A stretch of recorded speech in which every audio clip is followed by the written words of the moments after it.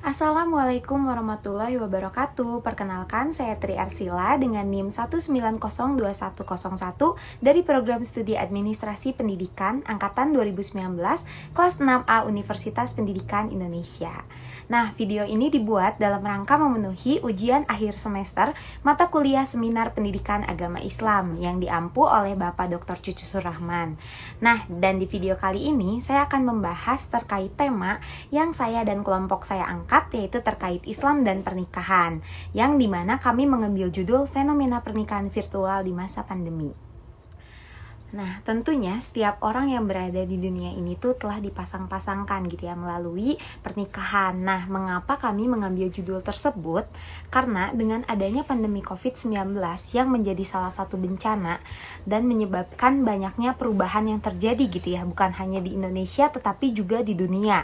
Nah, salah satu bentuk perubahan tersebut yaitu adalah penyelenggaraan pernikahan yang memanfaatkan penggunaan media virtual dalam akad nikah, di mana calon pengantin pria dan calon pengantin wanita itu tuh tidak berada dalam satu ruangan gitu, namun ditemukan dalam suatu video conference, bisa melalui Google Meet atau Zoom meeting. Nah, di antara negara yang telah melaksanakan model akad nikah virtual ini gitu selain Indonesia adalah Malaysia.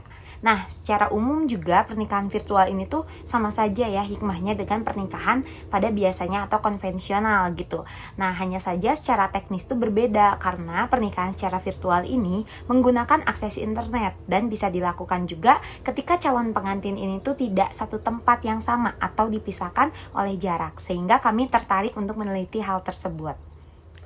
Nah, lalu adapun siapa saja pihak yang pernah meneliti terkait hal tersebut gitu ya. Nah, ialah ada salah satunya yaitu penulis Sururiyah Wasiatun Nisa dalam jurnalnya yang berjudul Akad Nikah Online Perspektif Hukum Islam. Nah, dengan objek penelitiannya itu yaitu berupa teks ya atau kalimat-kalimat, dan tindakan selebihnya tuh adalah data tambahan seperti dokumen dan lain-lain gitu. Karena penulis di sini tuh menggunakan metode penelitiannya kualitatif dengan jenis penelitian kepustakaan atau library research dengan menelusuri referensi berupa jurnal, artikel, dan juga buku-buku yang berkaitan dengan tema pokok bahasan gitu mengenai akad nikah secara online. Nah, hasil yang didapat dalam penelitian tadi itu bahwa para ulama dan ahli fikih itu telah memberikan argumen-argumen ya mengenai sah atau tidaknya menikah dengan secara online gitu. Nah, dan didapatkan bahwa menurut para ulama akad nikah secara virtual ini tuh sah gitu apabila yang dimaksud dengan satu majelis adalah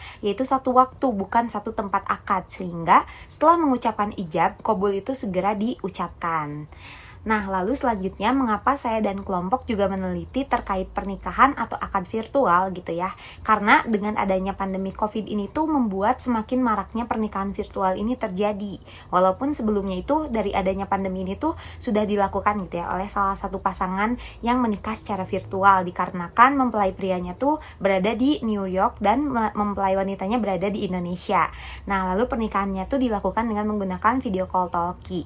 Nah, berdasarkan hal tersebut gitu, mulai muncul pandangan masyarakat gitu ya dan ulama yang menganggap hal tersebut tuh sah dan juga tidak sah gitu. Nah, maka dari itu kami tertarik untuk meneliti terkait sah tidaknya pernikahan virtual ini dilakukan dengan berbagai faktor yang ada. Nah, dengan seperti itu, maka masyarakat gitu atau siapapun itu yang membaca hasil penelitian kami itu tuh akan memiliki wawasan yang lebih gitu ya terkait pernikahan, karena sejatinya setiap orang itu pasti akan menikah. Nah, berikut adalah jurnal yang digunakan tadi gitu ya oleh penulis Sururiyah Wasiatun Nisa, yaitu mengangkat tema juga yaitu pernikahan yang dilaksanakannya tuh secara online gitu ya dengan judul Akad Nikah Online Perspektif Hukum Islam.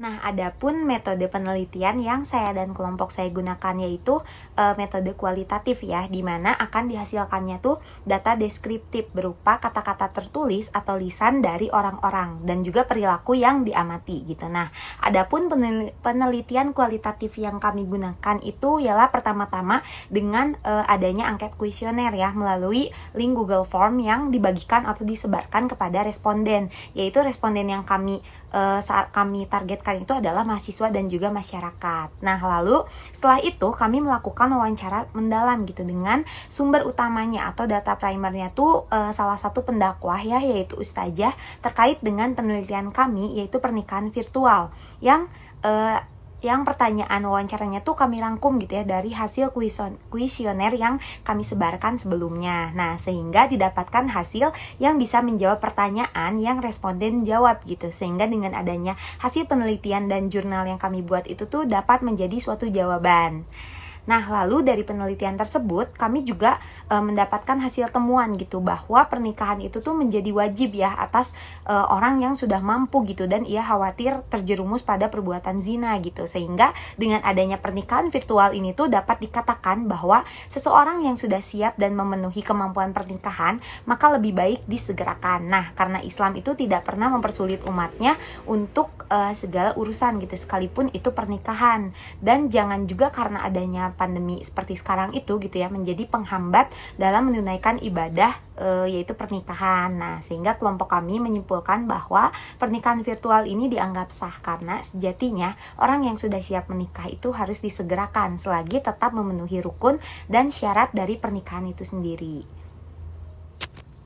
Nah, lalu jika dibandingkan gitu ya dengan penelitian sebelumnya yaitu Sururiyah tadi gitu ya, diketahui bahwa hasil temuan yang ia dapat itu bahwa menurut para ulama gitu ya, dengan adanya pandemi COVID-19 ini tuh merupakan salah satu penyebab ya akan terjadinya pernikahan secara virtual. Nah, ada satu syarat yang menjadi perbincangan para ulama, yaitu perihal syarat ijab qabul yang diharuskan satu majelis gitu. Jika pada umumnya seseorang itu menikah satu tempat gitu, namun jika melangsungkan akad nikah secara virtual itu tidak dalam satu tempat gitu ya, sehingga munculnya berbagai pertanyaan gitu akan sah atau tidaknya akad nikah secara virtual. Nah, namun menurut para ulama dan dilandaskan dengan berbagai argumen gitu ya, bahwa yang dimaksud satu majelis itu adalah pengucapan akad nikahnya yang bukan satu tempat akadnya gitu. Sehingga ketika seorang wali mengucapkan ijab, maka pihak laki-laki harus segera mengucapkan qabul gitu. Maka dari itu nikah berada di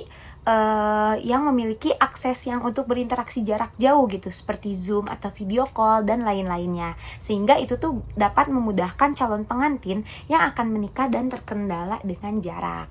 Nah, sehingga setelah membandingkan gitu jurnal yang kami buat dengan jurnal penelitian lainnya seperti yang tadi disebutkan gitu ya, didapatkan kesamaan bahwa pernikahan virtual ini tuh sah dilakukan ya dengan memperhatikan rukun dan syarat sah pernikahan. Nah, hanya saja yang menarik di sini ialah bahwa pada penelitian Sururiyah tadi gitu mencantumkan beberapa mazhab gitu ya, dan juga pandangan ulama bahwa pernikahan virtual ini tuh merupakan fenomena permasalahan fikih kontemporer yang belum ada ketentuan pasti dari hukum Islamnya. Nah, seperti mazhab Syafi'i gitu ya, bahwa pemaknaan satu majelis itu adalah di mana pengucapan ijab dan qabul itu tuh ada pada satu situasi yang dianggap lazim gitu, masih satu waktu, sehingga qabul ini tuh harus segera diucapkan gitu ketika ijab selesai diucapkan. Nah, jadi jika melakukan akad secara virtual ini tuh maka harus dipastikan ya sinyalnya tuh kuat agar tidak ada keterlambatan dalam mengucapkan qabul. Nah, kesimpulan yang didapatkan gitu bahwa seiring berkembangnya zaman, lalu teknologi gitu ya yang semakin maju dan canggih juga menyesuaikan gitu dengan kondisi di mana terjadinya pandemi seperti sekarang gitu yang tidak memungkinkan orang-orang itu tuh melaksanakan keramaian gitu ya, sehingga pernikahan secara virtual itu adalah solusinya. Nah, dan juga didapatkan kesimpulan gitu ya bahwa pernikahan virtual ini tuh dianggap sah dilaksanakan selagi itu tuh tidak mengesampingkan rukun dan syarat sah dari pernikahan itu sendiri ya, sehingga mendukung penelitian sebelumnya perihal syarat ijab qabul yang diharuskan satu majelis. Nah, referensi yang saya gunakan ini ialah dengan berbagai tinjauan literatur ya tentunya terkait pernikahan ini, dan juga dengan berbagai jurnal dan buku-buku terkait, yang salah satunya itu adalah jurnal dari Sururiyah dengan judul Akad Nikah Online Perspektif Hukum Islam yang telah dijelaskan sebelumnya. Nah, cukup sekian penjelasan saya mengenai Islam dan pernikahan gitu ya, dengan judul membawa judul fenomena pernikahan virtual gitu ya. Nah, mohon maaf jika ada kurang dan kurangnya, jika ada salah-salah kata. Assalamualaikum warahmatullahi wabarakatuh. Dah.